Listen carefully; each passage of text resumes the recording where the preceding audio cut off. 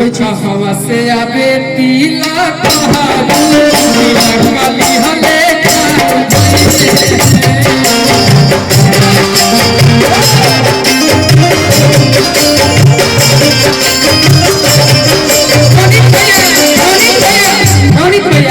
याद हमारे दूल्हे राजा के लिए हवा से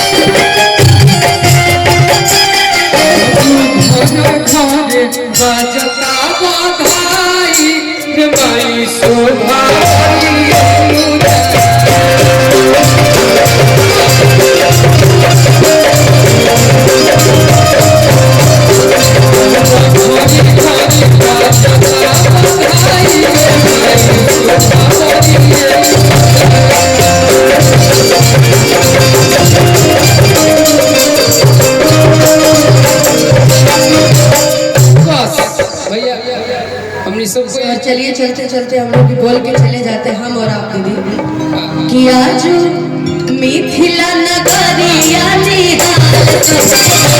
आज मिथिला नगरिया चारों दूल्हा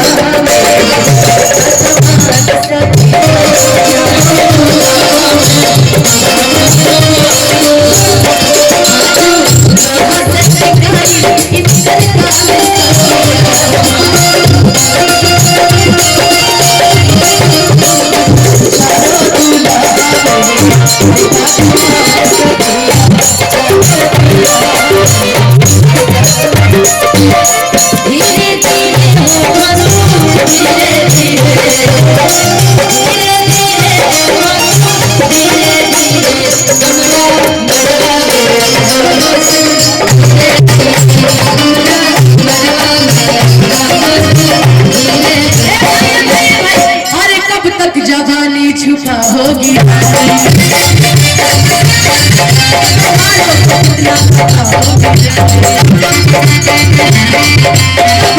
दुल्हनिया बनोगी